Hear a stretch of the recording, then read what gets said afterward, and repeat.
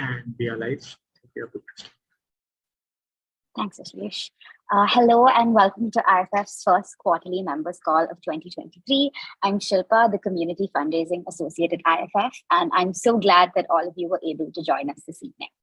If this is your first time at a quarterly call, one, as a fundraising associate, I must thank you for signing up to be a member. And two, will give you a quick rundown of everything that happens on one of these calls.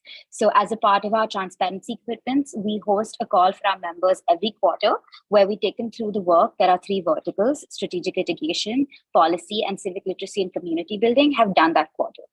It's also a really great opportunity for us to be able to interact with our community, listen to their feedback, and answer their questions.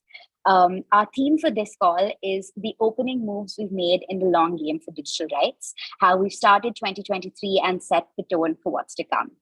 I hope I've done a good job of setting the tone for what's to come on this call. I'm going to be handing it over to Tanmay Singh, who is our Senior Litigation Counsel, to get the ball rolling. Hi, everybody. Good evening, and thanks for joining us on a beautiful spring day. Thursday is my favorite day of the week. Now, I am Tanmay. I am the Senior Litigation Counsel for IFF. I manage the strategic litigation vertical, which you will see some artwork about as soon as the slide changes. The strategic litigation vertical is one of the oldest and most successful verticals at IFF. And as a practice area, that has evolved along with IFF over the years. We've also seen some changes. For example, in 2021, we started the Digital Patrakar Defense Clinic, which we developed over 2022, and more about its progress will be told to you by Gayatri. This year, according to the strategic plan for 2023, which we had released at the year-end call in December, which I hope some of you at least have had a chance to go through it. The strategic litigation team has also taken over IFF's RTI vertical with a focus on reducing some of the RTIs that we are filing, but making them much more focused towards ultimate litigation objectives.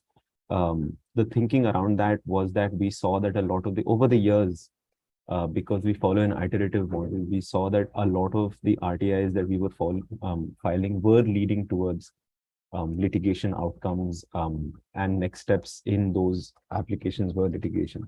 So some of the cases that have come to us through this, which made us think in these directions. First of all is the APAR versus MHA case, which is on the coming. You'll have to skip one. Yeah. Okay. So long-time members of IFF, if you've been following our work, you know about this case because this really reminds us every day that the myth of Sisyphus is not a myth, it's real. We roll a boulder up the hill every time and it falls over to the other side. We've been chasing information from the Ministry of Home Affairs about just the total aggregate anonymous number of e-surveillance orders that they issue every month. And at every instance, we get stonewalled. So we filed several RTIs in 2018. They were denied for one reason. We filed first appeals in 2019. They were denied for a completely new reason.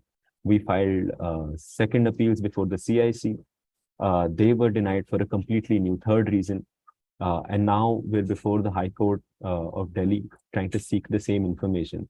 One of the reasons why we've been seeking this information for such a long time is because A, it has absolutely no impact on anybody's personal privacy or national security, only because these are aggregated numbers, completely anonymized. So we don't want to know who you're surveilling. We don't want to know what their phone numbers or addresses are. We don't want to know why you're surveilling them. We just want to know how many people you are surveilling and how many such orders you're issuing on a monthly basis. And the answer to that is we can't tell you because that just telling you that would compromise national security. So earlier this month, the Delhi High Court has issued notice on this matter, and we'll keep you updated on how it progresses. Now, similarly, an area of litigation that we've opened up in the last couple of years is before the Central Information Commission, which has proceedings of an appellate nature, very similar adversarial in nature to the proceedings and orders that we come from courts. IFF had filed an RTI application with the Ministry of Information and Broadcasting, asking them why they were sending notices under the IT rules to news publishers asking for details of their business, particularly when the IT rules had been stayed, large parts of the IT rules had been stayed by the Bombay and Madras High Court. Now, I'll admit in fairness that the specific rule about asking for information was not stayed. The parts of the rules that were stayed related to creation of a three-tier mechanism which placed the MIB on the top, and a code of ethics to which all of these digital news media publishers were required to adhere. Now, the purpose of gathering their details is so that effective implementation of this code of ethics could take place through the three-tier mechanism, both of which are stayed. So a simple question pops up in our heads as to why you are asking for these details if you can't implement either of these things. We've not received great responses from the ministry. Before the CIC, we have been able to get an order that states that the MIB is required to disclose the names, the list of all of the publishers to us within 15 days of the order. So hopefully we'll be getting some information and disclosing that soon. I'm going to give it over to my colleague Gayatri, who is the Associate Litigation Counsel at IFF, to tell you about some of the more about some of the other cases that we're doing at IFF.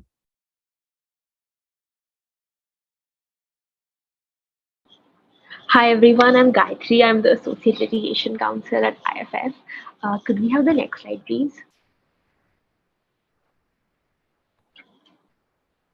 So we have a major update on IFF's first case before a 5-judge constitutional law bench. So the WhatsApp case was heard finally. However, the court was not inclined to go into final arguments, as the DPDPB bill could potentially be tabled before the parliament. The next date of hearing for final arguments is listed for 11th April 2023. We will keep you posted. As an interim measure, the court directed that WhatsApp users who had not accepted the 2021 WhatsApp policy could not be compelled to could not be compelled to sign, and they would not WhatsApp users who have not signed for the 2021 policy would not be kicked off the platform. Can we have the next slide, please? We have another long-time supporters of IFF will be familiar with the Tanul Thakur case. So Tanul Thakur's satirical website, Dowry Calculator, had been blocked by Mighty. In a previous round of litigation in 2022, IFF gave support to Mr. Tanul Thakur before the Delhi High Court to seek the website blocking order. The High Court directed that since there was no blocking order nor a decisional hearing, Mr. Tanul Thakur must be presented with a copy of the blocking order and be given a post-decisional hearing. A redacted copy of the order was presented to him, and a post-decisional hearing was granted. Even after these two, we found out that the website continued to be blocked, and the Delhi High Court directed that we file a fresh writ petition challenging the website blocking. And I'm pleased to share that the Delhi High Court was issued notice on this petition. A second update we have is on IFF's second case concerning the search and seizure of digital devices of journalists. IFF filed a special leave petition before the Supreme Court of India, challenging a Madras High Court order concerning the search and seizure of digital devices of a journalist. Unfortunately, the Supreme Court was reluctant to issue notice on this case, but it did observe that a more appropriate remedy could lie before the High Court. We are currently contemplating next steps with respect to this matter. We will keep you posted on the status of this in the next quarter. Again, cases like this are possible because of the DPDC clinic. Could we have the next slide, please? Since its inception in 2021, DPDC has been able to conduct over about 65 legal clinical sessions until this quarter, and the total number of journalists we have assisted is 46. To help us continue cases like P. Vaishnavi, please support the DPDC and IFF. Please donate to IFF to continue the great work. Thank you. Over to the policy team.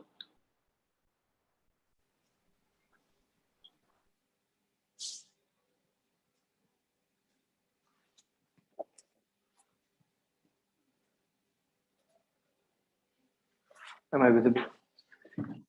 All right, great. Thanks. I'm Pratik Wagre. I'm the policy director. It's always great to hear what the litigation team has been able to achieve. And for the next 10 or 15 minutes, me along with my excellent colleagues Anushka and Tejasvi will talk to you about what the policy team has done over the last 3 or so months. Right?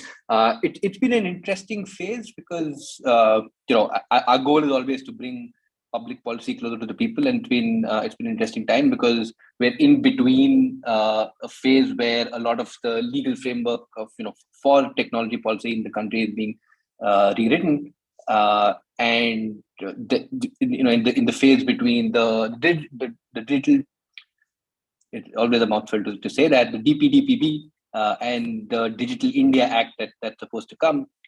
We still had a number of consultations that kept us busy. There were a few around that we were able to respond to for UNESCO around regulating digital platforms. The IT rule, believe it or not, is still being amended. There were about two amendments to that, with Tejasvi will talk about. We also responded to one about UHI, or the health interface, that Anushka will talk about. In addition to that, we've also done a number of explainers and public briefs that we always try to do in our goals to break down some of these policy conversations for people. As always, for the budget session, we did a legislative brief. There was one for the digital personal data protection bill as well. And another thing that's gaining ground is Digi Yatra. So we had a previously policy explainer on that. And sort of breaking into new ground, we also did one for the ONDC, which has been picking up steam over the last couple of months as well, right? And also, as we do, we tend to make representations to various public authorities to raise issues or to raise our concerns that affect the digital rights of people. And Ashlesh, if you could just move on to the next slide as well. So while we did one for, we did some for Aadhaar linking in Tamil Nadu and the action taken report from the standing committee. One of the significant ones that I want to talk about, which is also a segue to this slide, is about a representation that we made to METI for including civil society organizations in the consultation for the Digital India Act, as it's called. Right now, what is the Digital India Act? We've been hearing about this new act, which is for about a year or so, and but it was really not clear what was happening, right? So the office of IFF, if you know, decided to investigate this, and whatever was said about it, in various attributed or unattributed statements. And what we really found was, and I won't go into a lot of the details, but we really found was, and for those of you who haven't shared your Oscar fever yet, it really does seem to be trying to regulate everything, everywhere, all at once, right?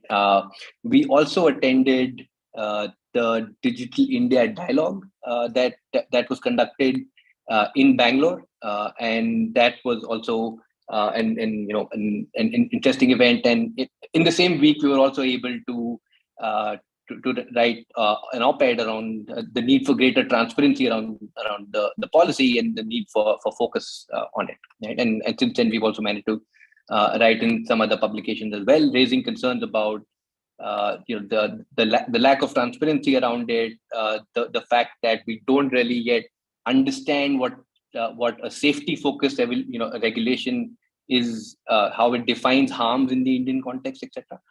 So we've been consistently raising our concerns around that front, and we'll keep watching this space because we expect a lot of action around this in the next few months for sure. And with that, I'll now turn it over to Tejasvi. Thank you, Pratik. Okay, so while there were talks of the release of the Digital India Bill, which would replace the 2-decade-old IT Act, the government introduced 3 amendments to the IT rules, Now, one of them we have covered in our previous calls, that is the amendment relating to the establishment of the Grievance Appellate Committees or GSCs. The other two were released in January 2023. MIT released the proposed amendments to the IT rules on 2nd Jan, which sought to regulate online gaming. The only thing MIT loves more than giving unofficial, unattributable statements in the press is to create new categories of activities. You guessed it, with these amendments, MIT proposed creating an online gaming intermediary classification. Now, in terms of what we did about it, as part of a rapid response strategy, we published a statement within a few hours of its release. We published a first read of the proposed amendment within a day, that is by January 3rd. We also organized, in collaboration with HasGeek, a community discussion on our Telegram channel, which was our first ever Telegram community call. This discussion included, among other concerned stakeholders, gamers and developers, who would also be directly impacted by these amendments. Lastly, we sent out detailed comments on the proposed amendment to MIT on January 30th. Now, while we were recovering from the proposed amendments, when MIT proposed yet another amendment to the IT rules and extended the deadline to submit comments on the amendments on the very last day. Now, just to reiterate here, extending the deadline on the original last day is a procedural flaw, as most organizations would probably have submitted within the initial time frame, which in this case was only 16 days, their comments. And given the constricted time frame, the comments may have been rushed. Now, coming back to the second round of amendments. We published the amendments proposed to make it necessary for intermediaries to take down content that has been flagged as fake or false by the PIB or any ministry to which the content relates. Now it gets worse. PIB or the relevant ministry can only fact check news related to the government. So obviously within the first 24 hours of its release, we published a detailed statement as well as an analysis both on our website and Twitter. We also released a video explainer, and finally we submitted our comments to MIT within the deadline. And in spirit of continuing with bad trends, MIT yet again extended the deadline. You guessed it, on the last day of the original deadline. Now, January, as you will find out, was a very fun month. Our fourth consultation for the month was the UNESCO guidelines on regulating digital platforms. Now, this again was very important for us to engage with, as freedom of speech and expression is a core aspect of our work. We submitted our comments on the first draft of the consultation document on January 20th.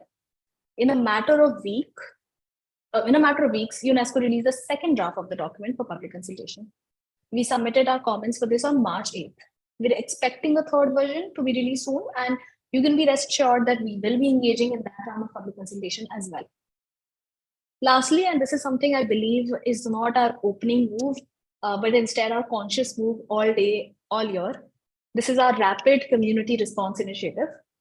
This quarter itself, we undertook 12 community rapid responses. These responses may range in the form of a letter, a detailed thread, or even blog posts, and sometimes even videos.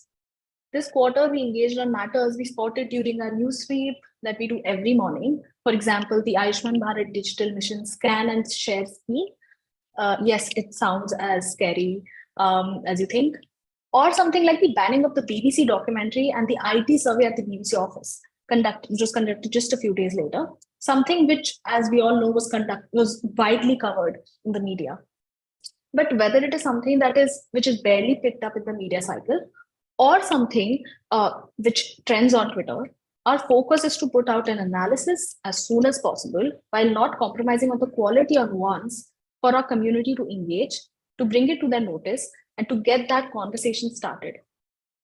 On that note, I'll hand it over to my colleague, Anushka Jain, who's the Policy Counsel. Thanks, Tejasvi. Hi, everyone. I'm Anushka Jain. I'm the Policy Counsel at IFF. Thank you so much for joining the members' call. I'm going to take you through a little bit more of what we've done at the policy team at IFF. I mean, we've done a lot.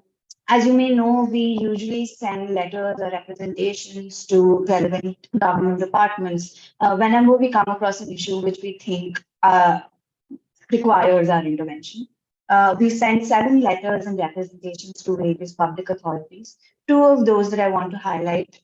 Firstly, the government of Tamil Nadu made it mandatory that a person has to give their Aadhaar to avail state benefits. Obviously, this is extremely concerning, and we were also worried about the possible exclusionary effects of this step. So we wrote to the Finance Secretary of the Government of Tamil Nadu, stating our concerns. We also wrote to the chairperson of the National Commission for Protection of Child Rights. As you may know, the Diksha app is one of the apps that the use of which started in the pandemic as a way that children who were not able to go to school anymore could continue their education. However, reports have come out, especially a report by HRW, which states that these apps are collecting a lot of data of children and it's actually causing a lot more harm.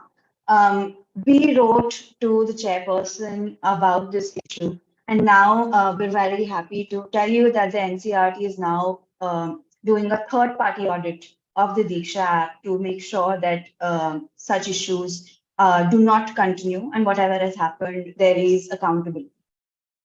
Can you go to the next slide? Another thing that we do regularly is make briefs. This quarter, we've done multiple briefs. The first one, which is something that we do for every parliament session, is the legislative brief for the budget session 2023. In the legislative brief, we usually highlight everything that's happened in the last quarter. And specifically in the budget session, we also crunch some numbers to make sure that parliamentarians are also briefed on what is happening in the parliament on digital rights issues. The second brief that we worked upon is the public brief for the draft Digital Personal Data Protection Bill 2022. As you may know, the draft Digital Personal Data Protection Bill 2022 came last year. It replaced the Personal Data Protection Bill that was previously being worked upon by the parliament. This draft is very problematic, and we have raised our voices about what the issues with the bill are since it came out. We've done multiple things. This year specifically, we released the public brief in which we talk about what the issues with the data protection bill are. We compared it to its predecessor. We compared it to similar legislations throughout the world. And we highlighted what we think can be done to make the situation better. However, our main recommendation is that this bill should be recalled. We also published an explainer on the Open Network for Digital Commerce, which is ONDC, and it really breaks down what ONDC is, how it works. And it is really helpful because I'm sure a lot of us don't know what ONDC is, even though we've heard about it. Lastly, we also published an explainer on the DigiYatra privacy policy. I'm sure everyone has heard about DigiYatra. DigiYatra was launched last year on December 1. And it's currently ongoing in Mumbai, Delhi, and Bangalore. It's also going to come up in other cities. But what is the scheme really doing? How is it collecting data? There's still a lot of ambiguity around it. We looked at the DigiYatra Foundation's privacy policy, and we raised certain concerns that we're also going to now send to the Ministry of Civil Aviation and the Airports Authority of. Can you go to the next slide?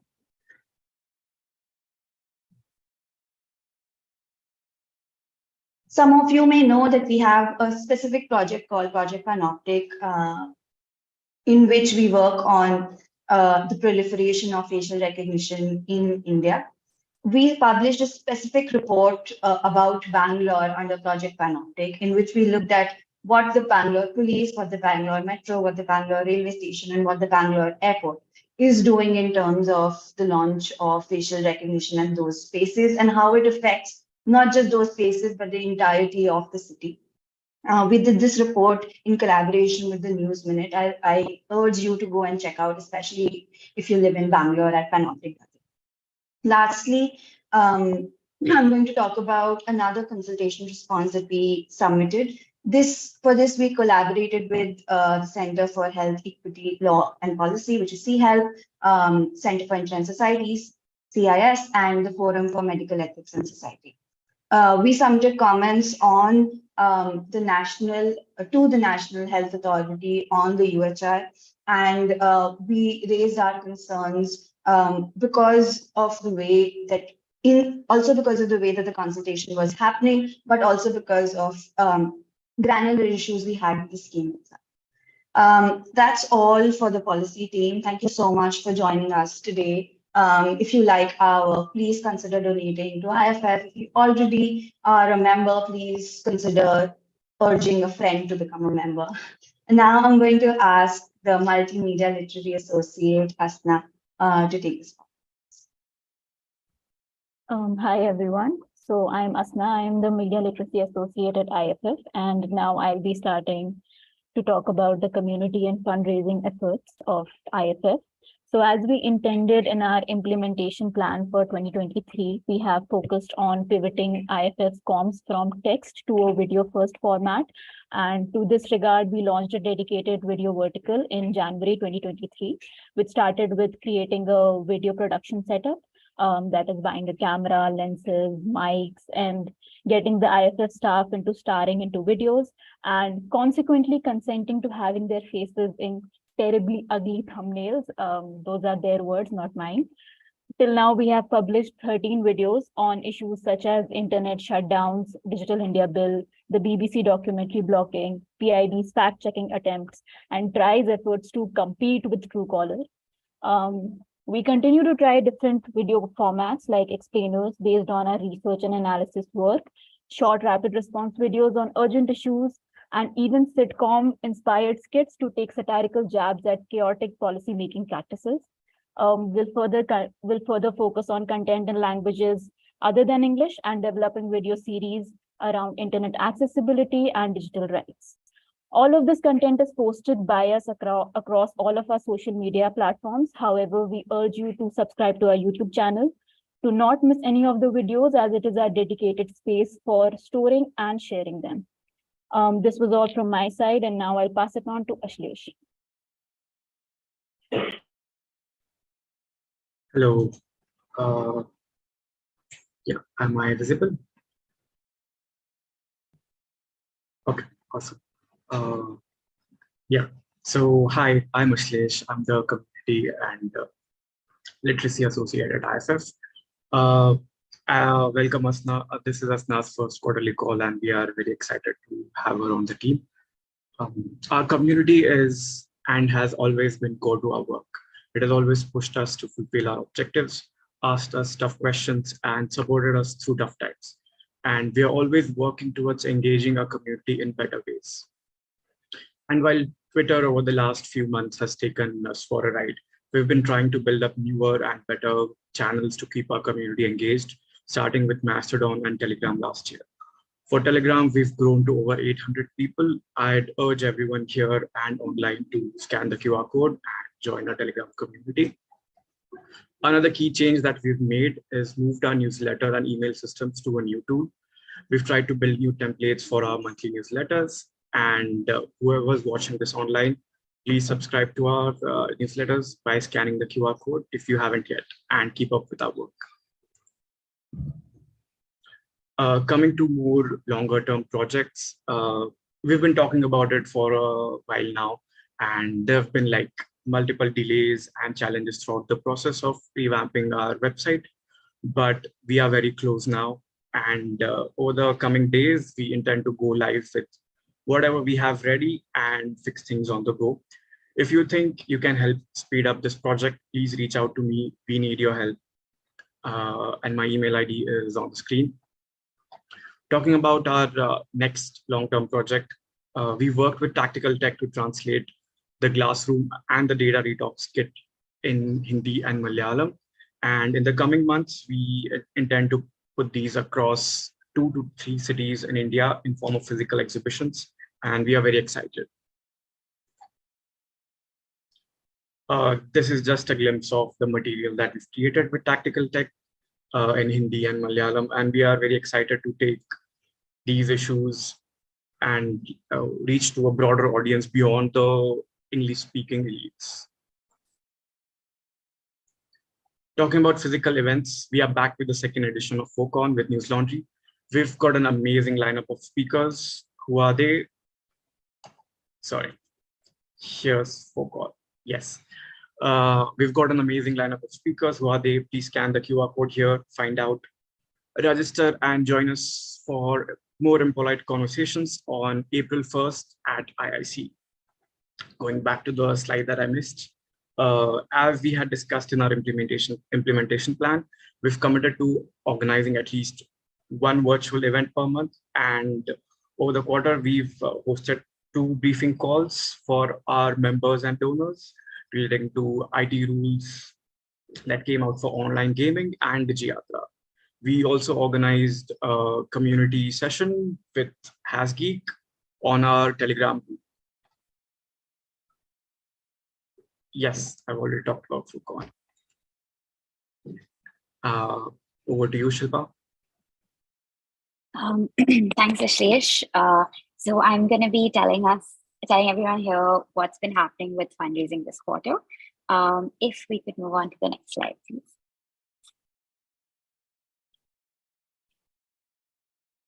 So the graphs and the numbers. So this quarter in total, we managed to raise 15,89,503 rupees, and our total expenses have been 25,42,332 rupees. As you can see, the months have pretty much varied this quarter.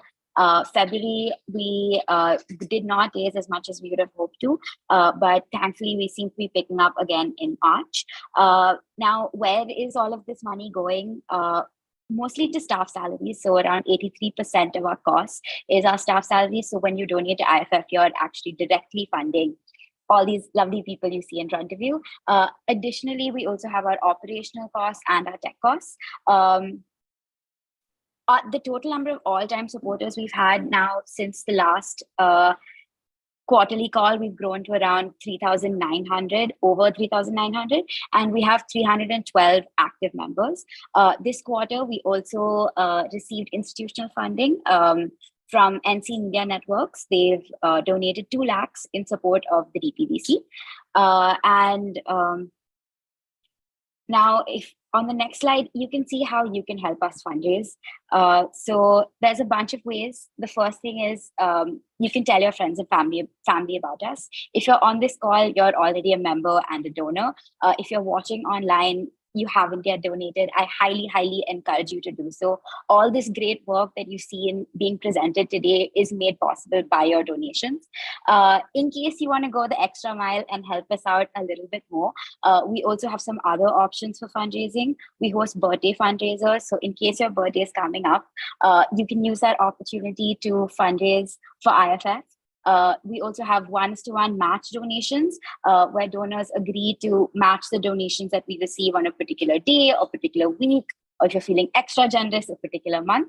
And finally, we also have fundraising events. Bring some friends over for dinner, and at the end of the evening, tell them they have to donate to IFF if they want to be invited to your house again. And in case you would like any help setting up any of these fundraisers, you can reach out to us at donate@internetfreedom.in. I will also put that in the chat. That's just a brief look into how fundraising has been going this quarter. And I will be handing it over to Apar Gupta, who's the Executive Director, for updates on transparency and governance. Thank you so much, Shilpa. And just as we go towards transparency and governance, I'd like to remark that the work which we have outlined in our implementation plan, which was released in December and outlines what we intend to do this year, seems to be broadly on track. We have had modest success, and these are the opening moves, as has been the title of this quarterly call itself. All of my colleagues are motivated towards ensuring that as much as digitization touches upon the lives of every Indian, it does so in a way which improves their welfare, deepens their liberty, ensures their dignity, and promises a greater degree of social cohesion and fraternity in India. These are the preambular values which can only be fulfilled when an organization such as IFF walks the talk, which means that its own transparency, its own governance is above question. And here, if we can have the next slide, I'd like to outline some specific steps we have taken over the last quarter to ensure all of this is done. The first thing I'd like to bring out is in terms of the meetings we have had this quarter. We've had 2 meetings this quarter. I'm sorry, let's just go to the last slide, the one before this. So we've had 2 meetings this quarter. The first one is on 16 January and the second one has been on 8th March. And you can see this on our website. If you go and navigate on internetfreedom.in, and if you look at the bar, which is transparency, and click on it, and then look at the governance tab, and the details of these meetings in terms of the agenda, the minutes, and even the resolutions which have been passed are available there. This quarter, we have passed 3 resolutions. The first one approves the budget for the next financial year, and you can find it there. It has line items which are described, and authorizations for 2 cases in which IFF is a party. One relates to the WhatsApp change in privacy, the WhatsApp's change in its privacy policy, whereby we've challenged it as an intervener in the Supreme Court. And the second one concerns the internet shutdown in the High Court. The exciting update I'd like to share with you is that we are also starting to deliberate and discuss on what we had announced around Republic Day, that we are going forward with the induction and the reorganization of the IFF board, where we are seeking people to come in and add greater value, as IFF is not an organization of a few people. It is truly a public organization, which means members of the public can join it. It's a rotational board in that sense. So we are looking to add at least 2 trustees over the next quarter, next few months. There are about 16 potential candidates we are looking at, and I can disclose this as a member of the board. And there are about 6 to 7 people who have even applied to become trustees at IFF. This is really exciting for me in my position and role as a trustee. And in conversation with the other members of the board of trustees, we'll be reaching out quite soon. If you'd like to make a recommendation, please do make it directly by sending an email to trust@internetfreedom.in or reaching out to Shilpa, who sometimes serves as the secretary of the board as well, wearing that hat. So with that, I end the updates on transparency and governance. And I thank all of our members who are on this call, and we can step now towards a conversation with them as we turn off this live stream. Thank you so much for tuning in. But I'll first, before ending my part, just or stepping towards questions, just turn this over to Shilpa for any final remarks, if any. Thanks so much, Apar. Like Apar said, we're going to be ending the live stream now. If you would like to be on this call with us, if you'd like to ask us questions, engage, give us feedback, donate, or become a member today, IFF needs your help. We need your help to be able to keep doing this work. So at the next call, if you're watching online, I hope to see you on the Zoom call. Have a great evening.